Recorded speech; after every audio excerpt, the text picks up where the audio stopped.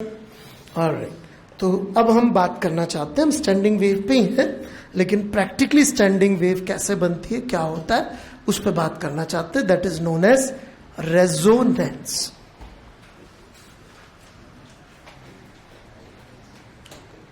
Resonance.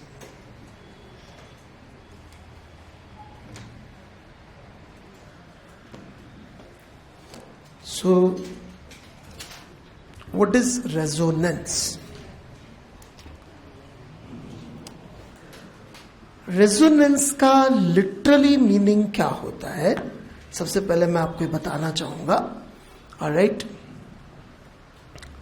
Chemistry में भी use करते हैं, वो थोड़ा अलग मीनिंग होता है. जो लिटरली मीनिंग होता है, लिटरल एज इन इंग्लिश पढ़ी होती है आपने तो, ओके, चूंकि अपन इंग्लिश स्कूल्स के है नहीं, एक्चुअली सरकारी टाइप के स्कूल में पढ़े हैं पेड़ के नीचे बैठ के. ऑलराइट, तो आपको रेजोनेंस का मतलब है क्या हुआ, तो रेजोनेंस का आपको एक्चुअली मीनिंग ही नहीं पता होगा. So resonance is like talking to your best friend. अपने सबसे अच्छे दोस्त से बातचीत is one of the best examples of resonance. समझ में आ रही मेरी बात? या फिर जैसे कि मान लीजिए ये लड़की है, क्या नाम बेटे आपका, महक. ऑलराइट, मैं महक से बात करूं, ऑलराइट, कि महक जो मैसी है, लियो मैसी, ऑलराइट, ऑलराइट, वो जो है इतना बढ़िया मिडफील्ड पे भी खेलता है, इतना बढ़िया जो है अटैक भी करता है, और उसने 10 में से 8 शॉट जो मारे वो गोल हो गए. तो तुम्हारा इस बारे में क्या कहना है? कुछ भी नहीं कहना है. यू सी, बिकॉज जो मेरी फ्रीक्वेंसी है वाइब्रेशन की, इनकी कोई भी नेचुरल फ्रीक्वेंसी इस सोर्स की वाइब्रेशन की फ्रीक्वेंसी से मैच नहीं करती. समझ में आ रही है मेरी बात? जबकि मान लीजिए मैं वो भाई साहब बैठे उधर, अरे क्रिस्टियानो के भक्त, अरे बेवकूफ टाइप के इंसान, अरे नहीं उसलिए बेवकूफ, मतलब जनरली बेवकूफ नहीं, सिर्फ इस वजह से. क्या नाम है आपका, जो मैंने अभी कहा उसके बारे में आपका क्या कहना है? क्या? अरे नहीं, दिल से, फ्री फ्री, बिल्कुल फ्री है. हाँ, बैलेंडियर वो उसके बेसिस पे देते कि किसने ज्यादा ट्रॉफीज जीती है. So that is resonance. कि यदि हमने आपसे कोई चीज पे बात करनी शुरू करी और आपका उसमें इंटरेस्ट आ गया, तो अपन की बात बढ़ती जाएगी. और आपका उसमें इंटरेस्ट नहीं आया, तो आप, जैसे कि अब मैं इनसे बात करूंगा तो बोले सर ठीक है, ऑलराइट, मैं फिर भी कुछ बोलूंगा तो थोड़ा और बात कर लेंगे. जैसे कि मैं आपसे बोलूं कि जो लैम्बोर्गिनी होती है वो बहुत फास्ट चलती है, और ये वो, तो ज्यादा अच्छा सर कौन से कलर में आती है, ऑलराइट. सो ये बात करेंगे भी सही, तो that would be no resonance. ये नहीं बोलेंगे कि सर इंजन में कितनी पावर होती है, कितनी देर में कितने सेकंड आगे चली जाती है, ये सब ये बात करने में इंटरेस्टेड नहीं होंगे. बोलूंगा कार्बन फाइबर से बनी ये है, वो भाड़ में जाओ. और ज्यादा आप दिमाग खा रहे हो तो चलो कलर पूछ लेते हैं, ताकि आपका दिल रखने के लिए कि यार क्या पागल टाइप बोले जा रहे. समझ में आ रहा है difference between resonant and non resonance? कि हम क्या कह रहे हैं यहां पे कि सोर्स, ऑलराइट, कोई सोर्स होना चाहिए. पहले बात तो सोर्स कई सारी फ्रीक्वेंसीज प्रोड्यूस कर सकता है, लेट्स से, लेकिन सोर्स F0 फ्रीक्वेंसी प्रोड्यूस करता है. सोर्स मतलब जो इनिशिएट कर रहा है बातचीत, ऑलराइट, दैट इज सोर्स. और जो रिसीवर है वो अनेक फ्रीक्वेंसीज पे वाइब्रेट कर सकता है, ऑलराइट, F1, F2, F3. यदि हमने सोर्स ने F0 फ्रीक्वेंसी दी, वाइब्रेट, सॉरी मैं ये नहीं कह रहा हूं, F1, F2, F3 इसकी नेचुरल फ्रीक्वेंसी से, मैंने थोड़ा गलत बोल दिया. F1, F2, F3 इसकी नेचुरल फ्रीक्वेंसीज. नेचुरल फ्रीक्वेंसीज मतलब जैसे कि आपके एरिया ऑफ जो इंटरेस्ट होंगे वो आपके नेचुरल फ्रीक्वेंसी होगी, राइट. जैसे कि फुटबॉल मेरा नेचुरल इंटरेस्ट है, क्रिकेट मेरा नेचुरल इंटरेस्ट है, पॉलिटिक्स मेरा नेचुरल इंटरेस्ट है. आप इस पे बात करेंगे तो मैं आपको रिस्पॉन्स दे दूंगा, राइट. आप बात करेंगे कि यार साड़ी का ये रंग अच्छा है कि वो रंग अच्छा है, तो मोस्ट प्रोबेबली मेरे पास कोई खास जवाब नहीं होगा, राइट. वो मेरी नेचुरल फ्रीक्वेंसी वाइब्रेशन की नहीं है, ओके नमन आपकी? राइट,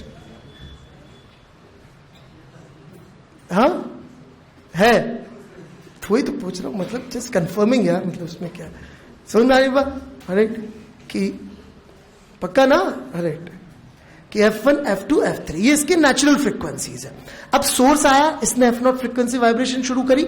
यदि F0 इनमें से किसी के भी बराबर होगा तो क्या होगा? एम्पलीट्यूड ऑफ वाइब्रेशन बढ़ने लग जाएगा, बिल्कुल जैसा असल जिंदगी में होता है। ओके, बड़े आगे? राइट, ज्यादा हो गया, अभी अपन पढ़ाई पे ध्यान देते। समझ में आई बात? लेकिन very very important point, very important point, F0 frequency का वाइब्रेशन ये कर रहा है। F1, F2, F3 इसकी कोई नेचुरल फ्रीक्वेंसीज नहीं है F0 के बराबर। इसका मतलब ये नहीं है कि F0 की वाइब्रेशन आएगी और ये F1 में या F2 में या F3 में वाइब्रेट करेगा, नहीं। यदि मैं, क्या नाम है आपका?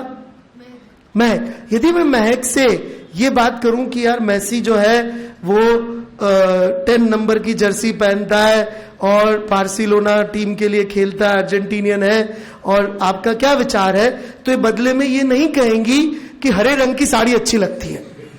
That is nonsense. Why nonsense? ये अपनी फ्रीक्वेंसी पे बोल रही है, मैं अपनी फ्रीक्वेंसी पे बोल रहा हूं, ऐसा नहीं होगा। इनको जवाब फुटबॉल में कुछ देना पड़ेगा कि हाँ सर फुटबॉल में तो ज्यादा देखती नहीं हूं, इसको कुछ ना कुछ तो फुटबॉल का ही जवाब देना पड़ेगा। भाई ये दे सकती है कि बार्सिलोना की ड्रेस अच्छी नहीं दिखती, कुछ भी बोल सकती है, लेकिन it has to be near around football, मतलब फ्रीक्वेंसी वो ही रहेगी, पागल नहीं है वो। ये बहुत जरूरी बात है। यदि रेजोनेंस नहीं हो रहा है तो इसका मतलब ये नहीं है कि ये खुद की फ्रीक्वेंसी से वाइब्रेट करने लग जाएगा। इसको वाइब्रेशन उसी फ्रीक्वेंसी से करना पड़ेगा जो कि सोर्स भेज रहा है। जैसे कि यदि मैं आपसे एक सवाल पूछूं था कि भाई आपको मेसी की फुटबॉल में क्या अच्छा लगता है, तो आप ये नहीं कह सकते कि मैंने सुबह दाल चावल खाए थे, alright, then you would be considered पागल। Right, worst you can say कि सही मुझे नहीं पता। बड़े आगे, क्लियर, बिल्कुल समझ में आ गई बात? राइट, तो रेजोनेंस मतलब दो छोटी सी बातें हैं। एक सोर्स होगा जो एक पर्टिकुलर फ्रीक्वेंसी की वाइब्रेशन भेजेगा, कोई वाइब्रेट करने वाली चीज होगी। यदि उसकी नेचुरल फ्रीक्वेंसीज उनमें से कोई से भी वो उससे मैच हो गई सोर्स की फ्रीक्वेंसी से, तो वाइब्रेशन का लेवल बढ़ता चला जाएगा। और यदि मैच नहीं हुई तो क्या होगा? जो भी सोर्स से फ्रीक्वेंसी भेजी है उससे बातचीत करेगा, लेकिन खास ज्यादा नहीं करेगा। So what happens here is this, जैसे मान लीजिए, और क्यों होता है ये भी समझा रहा हूं मैं। मान लीजिए हमारे पास एक सोर्स आता है 100 हर्ट्ज का, ऑलराइट। सोर्स जनरली क्या होगा? एक ट्यूनिंग फॉर्क होगा जो एक फिक्स फ्रीक्वेंसी पे वाइब्रेट करने के लिए बना है, ऑलराइट। ये 100 हर्ट्ज पे वाइब्रेट कर सकता है। इसको अपन ने वाइब्रेट किया, इस वायर के पास लेके आ गए। यदि ये वायर की फ्रीक्वेंसी ऑफ वाइब्रेशन, ऑलराइट, 30, 60, 90, 3 के मल्टीपल्स में, क्यों आती है मल्टीपल्स में मैं अभी रिवील कर दूंगा, उसमें कोई बड़ी चीज नहीं है। तो क्या करेगा ये वायर? अब 100 हर्ट्ज पे नॉन रेजोनेटिंग वाइब्रेशंस करेगा। समझ में आई क्या मेरी बात?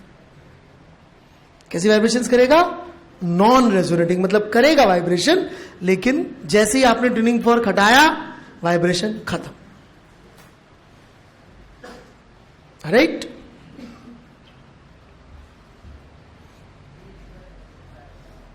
ठीक है। जबकि यदि हम 150 हर्ट्ज का ट्यूनिंग फॉर्क ला देंगे तो क्या 30 हर्ट्ज वाइब्रेशन शुरू कर देगा? हाँ,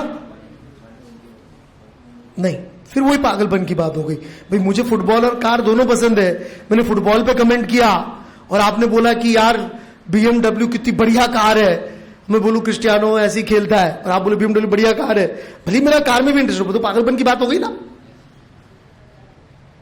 नहीं समझ में? राइट। तो यदि 150 तो कितने वाइब्रेट कर रहा होगा अब ये 150 पे, और उस केस में वाइब्रेशन का लेवल बढ़ता जाएगा. Got it? तो let's try to understand why this happens and what is the overall story about this. ऐसा क्यों होता है? रेजोनेंस वर्ड समझ में आ गया ना अच्छी तरह से? पक्का? अपने सबसे इसलिए सब सिंपल एग्जांपल, अपने सबसे अच्छे दोस्त से बातचीत. हाँ जी. एम्पलीट्यूड, एनर्जी ऑफ वाइब्रेशन बढ़ता जाएगा. ठीक है? So generally we will find कि we have got things like this. हमारे पास में एक स्ट्रिंग है, alright,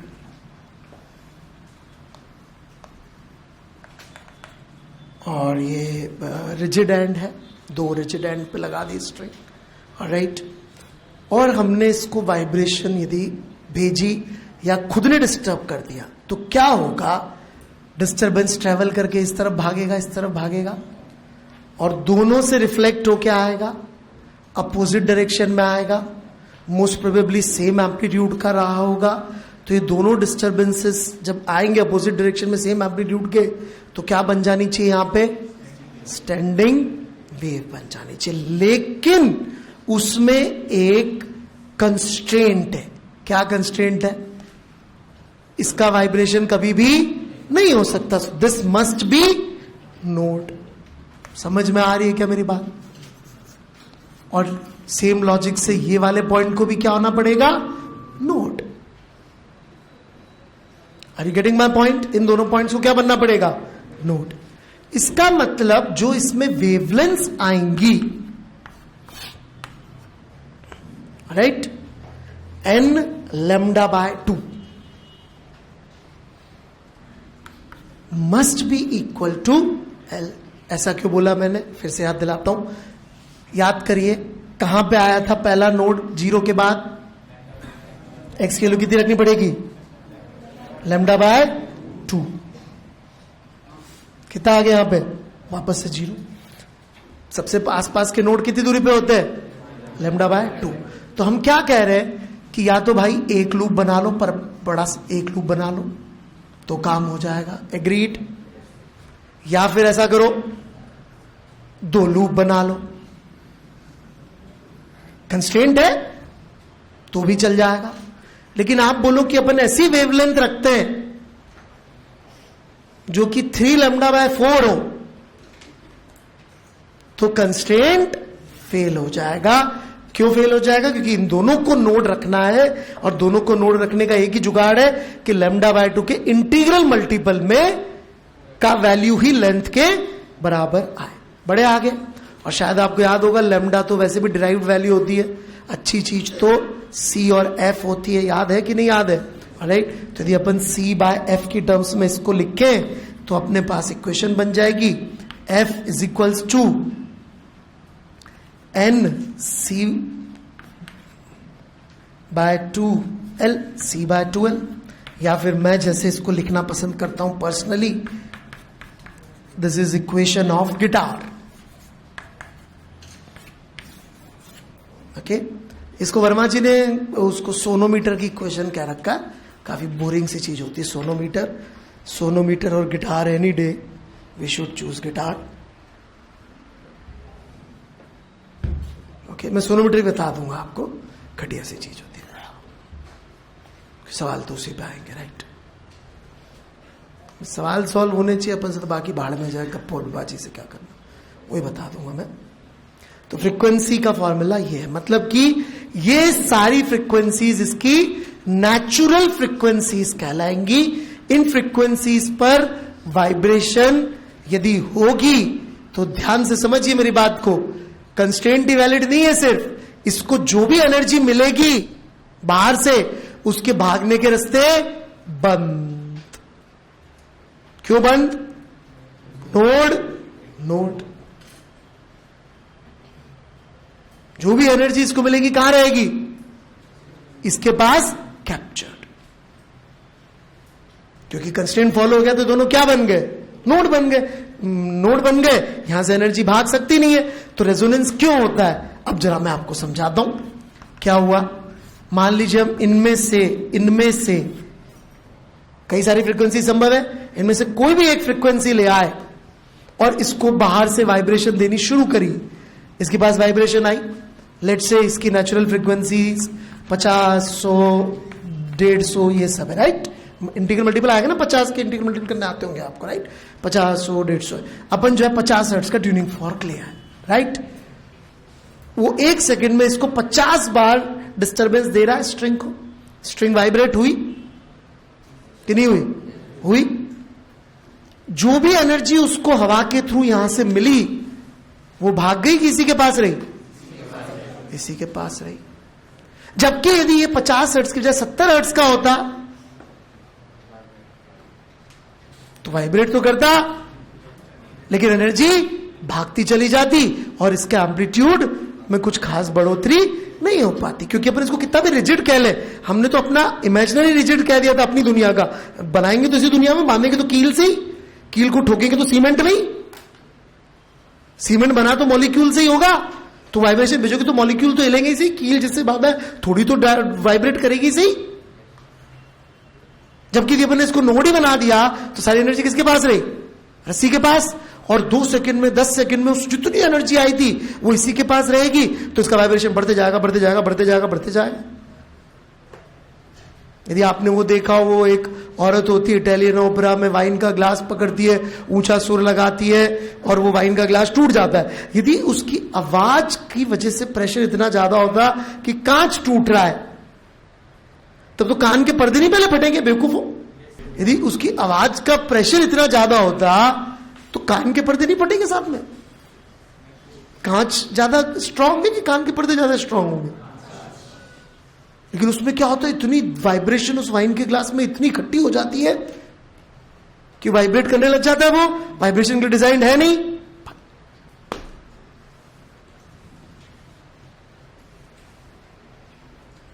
got it? This is resonance. किसी की भी नेचुरल फ्रीक्वेंसी के बराबर यदि आप डिस्टरबेंस भेजेंगे तो वो एनर्जी उसमें इकट्ठी होने लग जाती है, और इकट्ठी होते होते तो उसका वाइब्रेशन बढ़ने लग जाता है।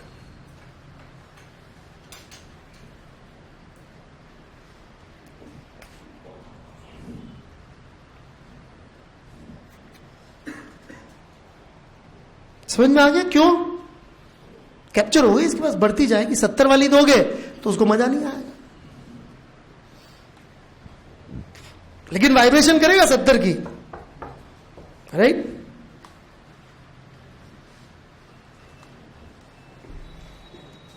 आप लड़की से फुटबॉल की बात करोगे तो जवाब वो साड़ी का नहीं दे सकती, फुटबॉल का ही देना पड़ेगा, राइट?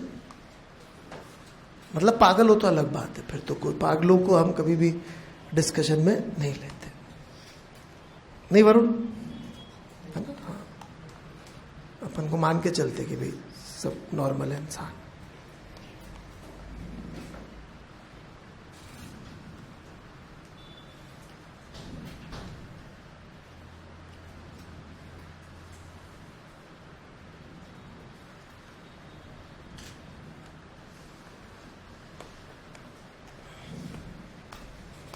किसी कुछ बोलना है? कुछ समझ में आया? आगे बढ़े? पक्का? राइट? जैसे कि आप देख सकते हैं गिटार की इक्वेशन है। किसी ने गिटार कभी देखा है? किसी ने छुआ है गिटार? हाथ में लिया हो? किसी को बजाना आता हो? राइट, तो गिटार में 6 स्ट्रिंग्स होती है, सब बराबर मोटाई की होती है, सबकी थिकनेस, हाँ थिकनेस सबकी अलग अलग होती है। म्यू, मास पर यूनिट लेंथ, 6 की 6 स्ट्रिंग एक जैसी होती है? हाँ, तो वही तो बोल रहा हूं मैं, थिकनेस सबकी अलग अलग होती है, राइट? सबकी थिकनेस अलग अलग होती है गिटार के स्ट्रिंग्स की, राइट? क्यों?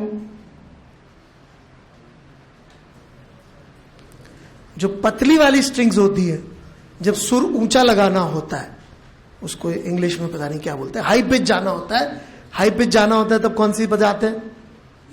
नीचे वाली, पतली वाली, राइट? वो उसकी भाषा गिटार की, तुमसे पूछते तुम तो कंफ्यूज। राइट, वो सीधे बोल रहा है नीचे वाली, उसको फिर याद रहना पड़ रहा है चपत्ती वाली बोल, राइट, ठीक है। तो छोटा म्यू करेंगे तो फ्रीक्वेंसी बढ़ जाएगी। समझ में आएगी नहीं बात? म्यू छोटा होगा तो फ्रीक्वेंसी ज्यादा होगी, सबको दिखा, और म्यू मोटा होगा, म्यू बड़ा होगा तो फ्रीक्वेंसी कम हो जाएगी। इसमें इक्वेशन में साफ साफ दिख रहा है कि नहीं दिख रहा है, राइट। और जैसे कि अपन उसमें कीज होती है ऊपर, 3 इधर 3 इधर, हाँ, ट्यूनिंग के लिए होती है, राइट। यदि अपन ने उसको ढीला छोड़ दिया तो नीचे जाती है आवाज की ऊपर जाती है? हाँ, टेंशन तो कम हो जाएगा, तो मुझे ही पता है ढीला छोड़ दिया टेंशन।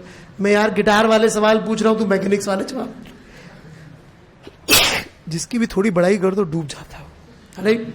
मैं गिटार के पर्सपेक्टिव सवाल पूछ रहा हूं तेरे से, फिजिक्स के सवाल, मैकेनिक्स सवाल तेरे को,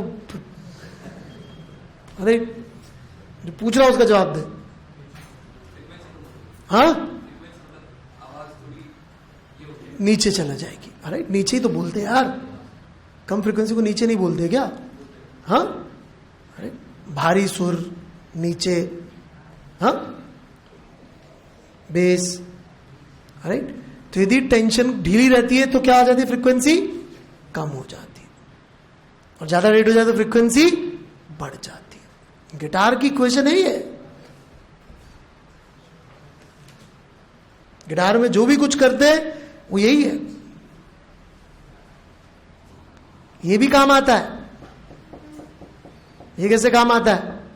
गिटार के ऐसे से बजाते रहते हैं, क्या करते रहते हैं? दूसरे हाथ से ऐसे दिखाते रहते हैं, स्टाइलिश लगता है बहुत, या कुछ यूजफुल होता है ये? क्यों भी नमन, स्टाइल होती है ना, कुछ यूज होता है इसका? क्या यूज होता है बता?